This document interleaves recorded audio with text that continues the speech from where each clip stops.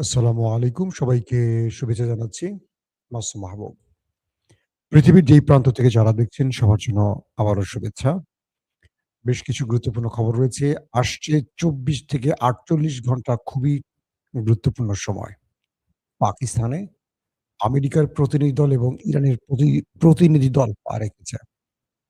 পাশাপাশি পাকিস্তানের ধমকে কেঁপে উঠেছে এবার নেতা সাহেবের দেশ মানে ইসরায়েল। পাকিস্তান কি বলল আর ইসরায়েল কি বলল সেটা থাকবে আজকের আলোচনায়। পাশাপাশি লেবাননে যদি হামলা বন্ধ না হয়, ইরান এই শান্তি চুক্তিতে বসবে না সাফ জানিয়ে দিয়েছে এবং হরমুজ প্রণালী এখনো কন্ট্রোলে রেখেছে ইরান। অন্যদিকে মার্কিন গণমাধ্যমগুলো ট্রাম্পের অসহায়তা প্রকাশ করেছে। বলছে পাকিস্তানকে দিয়ে কোন রকম ফেস সেভিং ঘটিয়েছে মার্কিন প্রেসিডেন্ট ডোনাল্ড ট্রাম্প। এই পর্যায়ে এসে বিজয় কার পকেটে গেছে, কোন দিকে যাচ্ছে বিশ্ব রাজনীতি, এই বিষয়গুলো আলোচনা এখন খুব সহজ হয়ে গেছে আমাদের জন্য। দর্শক, চলুন আমরা একটা করে আপনাদের সেই গুরুত্বপূর্ণ খবরগুলো দেবার চেষ্টা করছি। আপনারা যদি দেখতে এবং শুনতে পান ক্লিয়ার আমাকে একটু কমেন্ট করে জানাবেন। ইরানের প্রেসিডেন্ট মাসুদ পেজেশকিয়ান সহ একটি প্রতিনিধি দল পাকিস্তানে পা রেখেছে। তাদেরকে অভ্যর্থনা দিয়েছে পাকিস্তানের ফিল্ড মার্শাল আসিম মনির এবং প্রধানমন্ত্রী শাহবাজ। পাশাপাশি ইরানের আমেরিকার প্রতিনিধি দল আসার আগেই মার্কিন অ্যাম্বাসেডর যিনি পাকিস্তানে রয়েছেন, তিনি গুরুত্বপূর্ণভাবে মানে খুব জরুরিভাবে দেখা করেছেন পাকিস্তানের স্বরাষ্ট্রমন্ত্রী মহসিন নকভির সাথে। আমরা সেটি আপনাদের কালকে রাতে বলেছি। ইরান বলে দিয়েছে যে আমরা যে শান্তি আলোচনার জন্য এসেছি, এটি মূলত তখনই বাস্তবায়িত হবে যখন ইসরায়েল লেবাননে হামলা বন্ধ করবে। যদি তারা এই হামলা বন্ধ না করে তাহলে কোনো আলোচনা হবে না। আমরা পাকিস্তানে এসেছি। প্রয়োজনে চাক দিয়ে চলে যাব। কিন্তু আলোচনা করব না যতক্ষণ না পর্যন্ত তারা লেবাননে হামলা বন্ধ না করে। বিভিন্ন গণমাধ্যমের সূত্রে জানা গেছে গত ২৪ ঘন্টায় লেবাননের হামলায় অর্ধশত নিরীহ মানুষ প্রাণ হারিয়েছে। ১৫০০ র মতো মানুষ আহত হয়েছে।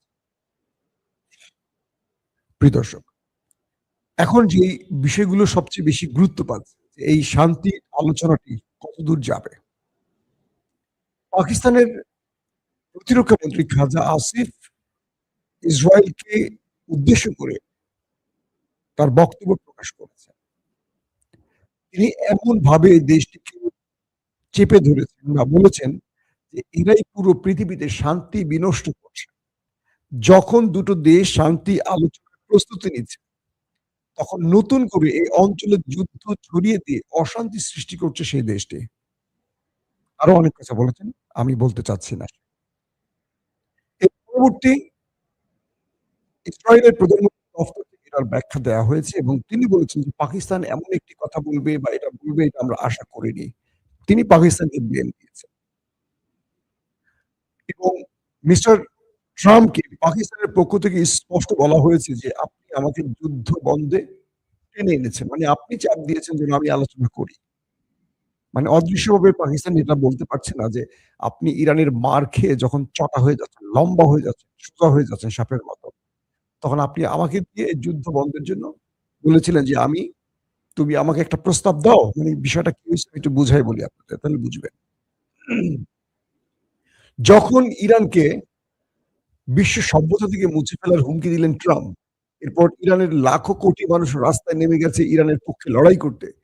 ট্রাম্প বুঝে গেলেন যে ইরানকে কিচ্ছু করা যাবে না। এই ইরান দমবে না, এটা অদম্য ইরান। এটা ভয় পাওয়া ইরান নয়। তখন কি করবেন? তিনি পারমাণবিক মেরে ফাঁসির কাস্টে ঝুলবেন? তিনি চিন্তা করলেন কি করা যায়? তো আসিম মনির এবং শাহবাজকে একটি ড্রাফট পাঠালেন। Pakistan's PM message on x আপনারা দেখেছেন ড্রাফট সব। এটা নিয়ে নিউ ইয়র্ক টাইমস এবং ফাইন্যান্সিয়াল টাইমস বেশ বড় করে খবর প্রচার করেছে। বলা হচ্ছে যে মার্কিন প্রেসিডেন্ট নিজে এই ড্রাফট তার অফিস থেকে লিখে শাহবাজ শরীফকে পাঠিয়েছেন। শাহবাজ শরীফ হুবহু তার X এ পোস্ট করে দিয়েছেন। এর ১ ঘন্টার মধ্যে এটা ব্যাপক ভাইরাল হয়ে যায়। আমাকে একটা উদাহরণ দিয়ে বলি, জনাব তারেক রহমান আমাকে একটা পোস্ট করলেন। উনি বললেন, "মাসুম এটা প্রকাশ করো তোমার Facebook এ।" মাসুম তুমি এটা প্রকাশ করো তোমার Facebook এ সহ আমি পোস্ট করে দিলাম। বুঝছেন নি বিষয়টা? এরপরেই তো সবাই বুঝে গেছে যে এই পোস্টটা আমার না, এটা তারেক রহমানের। আমি জাস্ট একটা উদাহরণের জন্য বললাম আপনাদের। পরে এটাকে আবার এডিট করে ওই ১ম শিরোনামটি ট্রাম্প পাকিস্তানস পিএম মানে prime minister message on x এই শব্দটুকু ফেলে দেয়া হয়েছে। তো এটি নিয়ে ফাইন্যান্সিয়াল টাইম এবং কি বলে নিউ ইয়র্ক টাইমস আরো বেশ কিছু গণমাধ্যম। এই গণমাধ্যমগুলোর বয়স জানেন? একটা ১৫০ বছর, একটা ২০০ বছর বয়স। আপনার আমার দাদার জন্মের আগের। এরা মানে বড় করে নিউজ করেছে যে আমেরিকা নত হয়ে পাকিস্তানকে ব্যবহার করেছে এই যুদ্ধ বন্ধের জন্য, সিজফায়ার এর জন্য। তার মানে ট্রাম্পের মানে কাপড়-টাপড় সব খুলে ছিঁড়ে দিয়েছে এখন বিশ্ব গণমাধ্যম মিডিয়া গুলো। বলা হচ্ছে ট্রাম্প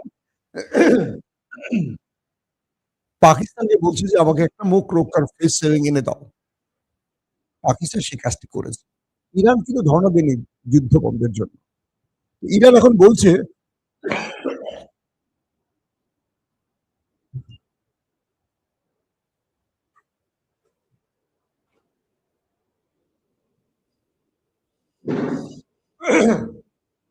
সরি দর্শক। তো এখন ইরান বলছে সুবিধা মতো যে যুদ্ধ বন্ধ তো তুমি চাইছো আমার দুয়ারে এসে। আমি তোমার কাছে চাই নাই। তুমি ধর্ণা দিছো পাকিস্তানের মাধ্যমে। এখন আমি যা বলব তোমাকে তাই করতে হবে। আর তুমি যদি যুদ্ধ চাও আমি যুদ্ধ করতে রাজি আছি। আমি লম্বা সময়ের জন্য যুদ্ধ করতে প্রস্তুত আছি। ইতিমধ্যে আপনারা ওই মুভিটি দেখেছেন কিনা আমি দেখাবো। এটার কপিরাইট আসে কিনা বুঝতেছি না। প্রয়োজন আছে অন্য ভিডিওতে। ইরানে যে পাইলট উদ্ধারের অপারেশনটি চালিয়েছিল আমেরিকা, এটা নিয়ে একটা এআই দিয়ে দুর্দান্ত মুভি বানিয়েছে ইরান। ওই মুভিটা দিয়ে পুরো কাপড় খুলে দিয়েছে আমেরিকার কমান্ডো বাহিনীর মার্কিন প্রেসিডেন্ট ট্রাম্পের। সেখানে দাবি করা হচ্ছে প্রচুর সংখ্যক সেনা মারা গেছে। শুধু তাই নয়, আজকে কুয়েতে থাকা একজন মার্কিন মেরিন সেনা একটি টেলিভিশনে ইন্টারভিউ দিয়েছে এবং তার মুখটাকে ডিফোকাস করে ব্লার করে রেখেছে। আমি নিজে দেখলাম বসে, বসে। সেখানে তাকে বলা হয়েছে যে, "আপনি যে আমাদের ক্যামেরার সামনে আসছেন একজন সেনা সদস্য, আপনার তো এটার জন্য শাস্তি হবে।" তখন বলছে যে, "এই মৃত্যুর চেয়ে শাস্তি মেনে নিতে আমি প্রস্তুত আছি।" তিনি বলছেন, "ইরান আমাদের উপর যে মিসাইল এবং ড্রোন হিট করেছে, এইগুলো বিশ্ব গণমাধ্যমে সেইভাবে আসতে দেয়নি আরব রাষ্ট্র এবং মার্কিন আ রাষ্ট্র ব্যবস্থা।" কি হয়েছে সেখানে? ইরানের ড্রোনে আমাদের শত, শত না হাজার, হাজার সেনা মারা গেছে।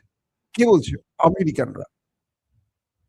ইরান যে দাবি করছে না আজকে ৬০০-৫০০ মেরেছি, এই তথ্যগুলো নাকি ঠিক। কে বলছে? মার্কিন সেনা সদস্য।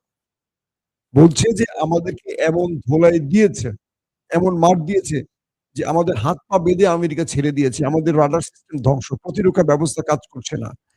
আর ইরান এই ব্যবস্থাগুলো সব ধ্বংস করে দিয়ে আমাদেরকে চারদিক থেকে ড্রোন দিয়ে হিট করেছে। শত, শত ড্রোন হিট করেছে আমাদের উপর। কিচ্ছু নেই আমাদের। আমাদের প্রচুর সেনা মারা গেছে। কিন্তু আমেরিকা বলছে মাত্র ১৩ জন। সেনাই নাকি ৪ জন। এই সংখ্যাটাই তাদের সারা জীবন প্রকাশ করেছে। তিনি প্রশ্ন করছেন যে ইরান এতগুলো যে অ্যাটাক করেছে, সেই অ্যাটাক গুলো কোথায় গেড়েছে? আমাদের একটা বেস ঠিক নেই। এই বেস গুলো যখন সব ধ্বংস হয়ে গেছে, তাই বেজে থাকা সেনা সদস্যরা কোথায় গেছে? উপরে তিনি দায়িত্ব নিয়ে বলছেন যে, "আমি জানি এটার জন্য আমার অনেক বড় শাস্তি হবে।" যদিও তিনি মুখটাকে অন্ধকার করে ডিফোকাস এ রেখে টেলিভিশনে ইন্টারভিউ দিয়েছেন। বলছেন, "ইরান আমাদের উপর যে অ্যাটাক গুলো করেছে এটা ভয়াবহ মাত্রায় করেছে। কিন্তু আমেরিকা এটা প্রচার করেনি। আরব রাষ্ট্র এটা প্রচার করেনি। আমাদের সেনারা প্রচুর প্রাণ হারিয়েছে, প্রচুর। তারা দিক-বিদিক ছুটোছুটি করেছে, পালিয়ে যাওয়ার চেষ্টা করেছে। এখন আমরা বাধ্য হয়ে আসছি। কারণ সেনাবাহিনীর মনোরিটি ভেঙে পড়েছে। সেনাবাহিনীর ভেতর থেকে এসব ভেঙে পড়েছে। ইরানের সাথে লড়াই করতে গিয়ে মার্কিন সেনাবাহিনীর নেভাল, এয়ারফোর্স তাদের সবার মনোবল ভেঙে গেছে। কে বলছে? মার্কিন সদস্য। বুঝতে পারছেন? ইরান কেন ট্রাম্পকে এই যুদ্ধবিরতিতে বাধ্য করেছে? কি ধোলাইটা দিছে? হয়তো আমরা গণমাধ্যমে সেই বিষয়গুলো দেখছি না। ২ নম্বর বিষয়, ট্রাম্প লেবাননের হামলা বন্ধে নেতানিয়াহুকে ফোন করেছেন। বলছেন যে, "তুমি লেবাননে হামলা বন্ধ করো মিস্টার নেতানিয়াহু। কারণ ইরান এখানে আক্রমণ চালালে বিরতির যে আমাদের আলোচনা, শান্তি চুক্তি এখানে বসবে না। তারা প্রয়োজনে আরো ৬ মাস যুদ্ধ করতে চায়। আমাদের তো প্রস্তুতি নাই। একটু সময় লাগবে।" নেতানিয়াহু বলতেছে, "ট্রাম্প এটা কেমন কথা? আমি একটা সুযোগ পেয়েছি ইরান এখন যুদ্ধবিরতিতে যাবে। আমি একটু লেবাননকে দুর্বল করে তার কিছু ভূমি-টুমি দখল করব ফিলিস্তিনের মতো।" বলছে, "এটা সম্ভব না। আমি ন্যাটোর সাথে কথা বলছি, ন্যাটো সাপোর্ট দিচ্ছে না। আমি ন্যাটোকে হুমকি দিছি যে ভেঙে ফেলবো, ন্যাটোর সাথে আমি থাকবো না। ন্যাটো তাতেও রাজি। ন্যাটো আমাকে কোন সাহায্য করবে না। ইউরোপ আমাকে সাহায্য করবে না। আমি কার মাধ্যমে করব? এক ইরান বাইরে আমাকে সোজা করে ফেলছে। আমি ওকে জাহান্নামে বানাবো, পাথরের যুগে পাঠাবো, সভ্যতা ধ্বংস করব। হুঁশিয়ারি দেওয়ার পরে ও আরো বেশি রেডি আমাকে মারার জন্য। ওকে আর ভয় দেখায় লাভ হচ্ছে না। কম তো মারি নাই ওদেরকে। তুমি একটু সীমিত করো, লেবাননে হামলা বন্ধ করো। যুদ্ধবিরতিটা ঘটায়, নতুবা ইরান হরমুজ খুলবে না। এরা খুব ঘাউরা জাতি। এরা কথা শুনছে না। এদেরকে কথা শুনাইতে পারতেছি না। এরা তো আমার ডরাচ্ছে না। ট্রাম্প বলছে যে ইরানের জন্য আজকে আমেরিকানরাই আমারে মানতেছে না। আজকে আমাকে পাকিস্তান বলতেছে যে, "তুমি আমাকে ১০ টা চুক্তি দিয়া তুমি আবার অস্বীকার করলা কেন যে লেবাননে হামলা বন্ধের জন্য ইরান কোন চুক্তি করেনি?" ইরানের প্রেসিডেন্ট মাসুদ পেজেশকিয়ান প্রকাশ্যে মাঠে নেমে বলেছে, "যতক্ষণ লেবাননে হামলা চলবে কোন আলোচনা হবে না।" তারা পাকিস্তানে গেছে। পাকিস্তান তাদের কাছকে বীরত্বপূর্ণ সংবর্ধনা দিয়েছে। যেই বিমানটিতে করে ইরানের প্রতিনিধি দল মাসুদ পেজেশকিয়ান সহ যে প্রতিনিধি দল আসছে, তাদেরকে ইরান থেকে কর্ডন করে নিরাপত্তা দিয়ে পাকিস্তানের ফাইটার জেট নিয়ে আসছে। সেই ফিল্মি স্টাইলে ৪ দিক থেকে পাকিস্তানের ফাইটার জেট, মাঝখানে ইরানের প্রতিনিধি দলের বিমান। পাকিস্তান বলছে যে, "ইসরায়েল তোমার যদি সাহস থাকে একটা মারো আমাকে।" মানে পাকিস্তানে যদি হিট করে পাকিস্তান সরাসরি যুদ্ধে জড়ায় যাবে। আর কারো দিকে তাকানোর সময় থাকবে না। এটা তো একটা ভীমরুলের জাতি। যতই এরা সৌদি কিংবা আরবের কি বলে আমেরিকার পাত্রী হোক, তারপরও এরা কিছু জায়গায় এদের শক্ত জায়গা আছে। নরেন্দ্র মোদির অবস্থা খুব খারাপ। তিনি এখন মানসিকভাবে বিপর্যস্ত। কারণ আমেরিকা ইরানের এই যুদ্ধ বন্ধে মূল মধ্যস্থতা করছে এখন পাকিস্তান। মূল মূল ফরমেটে মূল ফোকাসে এখন পাকিস্তান। এটা নরেন্দ্র মোদির জন্য খুবই টেনশনের খবর, খুব মনোবেদনার খবর শুরু হয়ে গেছে। দর্শক, বলা হচ্ছে আরবের যেটা দিয়ে শুরু করলাম, কাতারের কুয়েতের যেই সোলজার বললেন কথাগুলো, তিনি বললেন যে আরবের ভেতরে কি পরিমাণ ক্ষয়ক্ষতি হয়েছে ইরানের অ্যাটাকে এটা কেউ প্রচার করছে না। ইরানও ঠিকমতো করছে না।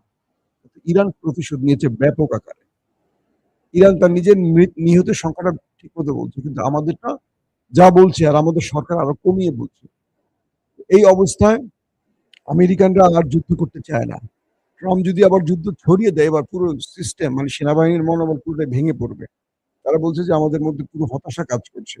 আমরা ম আমরা তারা বলছে যে আমরা মরছি কিন্তু প্রকাশ্যে বলতে পারছি না। এমন মৃত্যু কেন হবে আমাদের? তো এরপরে যে বিষয়গুলি আসছে, ইরান এবং আমেরিকা যতটাই আলোচনা করছে যুদ্ধবিরতির জন্য, ভিতরে তারা যুদ্ধের জন্য প্রস্তুতিও নিচ্ছে। যদি শেষ পর্যন্ত আলোচনা ঠিকমতো সফলভাবে শেষ না হয়, ইরানের চুক্তিগুলো আমেরিকা মেনে না নেয়, তাহলে যুদ্ধটা আরো বড় আকার ধারণ করবে এবং ২ পক্ষ ইরানও ট্রিগারে হাত রেখেছে, আমেরিকাও ট্রিগারে হাত রেখেছে। আর এই আলোচনা যেন ভেস্তে যায় সবচেয়ে বেশি চাচ্ছে ইসরায়েল। কারণ ইসরায়েল নেতানিয়াহু পুরোপুরি লুজার হয়ে গেছেন। এখান থেকে তিনি কিছু পান নাই। তাই লেবাননে কিছু নিরীহ মানুষ মারলেন। তো এটা তার মূল ব্যর্থতার জায়গা। আরেকটি বিষয় হলো যে আ দখলদারদের একটি ড্রোন ঢুকেছিল আপনার ইরানের ভেতরে। হরমুজ সিরিজের হারমেস 900 এটাকে ইরান ভূপাতিত করে মাটিতে ফেলে দিয়েছে। অর্থাৎ ইরান এখন যে অ্যাগ্রেসিভ পজিশনে আছে, এটি এখন সবাইকে একটু অবাক করছে। আরেকটি বিষয় হলো যে আ কি বলবো আপনার ট্রাম্প এবং নেতানিয়াহুর মধ্যে যে আলোচনাগুলো হয়েছে, সে আলোচনাগুলো অনেকগুলো গণমাধ্যমে উঠে এসছে। আমি গণমাধ্যমগুলো দেখছি আমার স্ক্রিনের সামনে দেখা যাচ্ছে এবং হরমুজ প্রণালীতে কিছু জাহাজ এসছিল, এগুলোকে ইরান ফেরত দিয়েছে। বলছে আলোচনার আগে কেউ এখান থেকে মুভ করতে পারবে না। তোমরা তোমাদের বাড়ির দিকে যাও। আর এখন একটা চমৎকার বিষয় আছে সেটা হলো ইরান বলছে যে আমাদের সাথে যে আলোচনাটি আমেরিকার চলবে এটার জন্য একটা ভালো গ্রান্টার থাকতে হবে। শুধু গ্রান্টার নয়, এটাকে যেকোনোভাবে আমেরিকাকে মেনে চলতে হবে। আলোচনার ভেস্তে দিয়ে আবারও ইসরায়েলের প্রচারণা আমাদের হিট করবে। এগুলো আমরা বরদাস্ত করব না। হরমুজ প্রণালী তখনই খুলব যখন আমাদের ১০ টা চুক্তি আমেরিকা মেনে নেবে। কোনো ছাড় নয়। আর আমেরিকা বলছে যে কিছু শর্ত একটু শিথিল করতে। কিন্তু ইরান কোনো শর্ত শিথিল করতে রাজি না। ইরান বলছে যে লাগলে তুমি যদি চাও লম্বা যুদ্ধের জন্য আমরা প্রস্তুত আছি। কিন্তু ইরান কোনো ব্যাপারে আর ছাড় দিবে না, ঘোষণা দিয়ে দিয়েছে। তবে আজকে পৃথিবীর সবার ফোকাস, নজর এখন পাকিস্তানে। ইরান এবং ইসলামাবাদের বৈঠকে। ইরান এবং আমেরিকার বৈঠকে। আমরা এই বৈঠকের আপডেট খবর জানাবো। আমি আজকে সারাদিন পাকিস্তানের সাংবাদিকদের সাথে কানেক্ট আছি। তাদের কাছে এক্সক্লুসিভ তথ্য নেয়ার জন্য অপেক্ষা করছি। তো যখনই পাবো জুমার নামাজের পর আমি আপনাদের সাথে আবারও লাইভে হাজির হওয়ার চেষ্টা করব। এখনকার মতো বিদায় নিতে চাই। আপনারা ভালো থাকবেন। আমার জন্য দোয়া করবেন। আল্লাহ হাফেজ।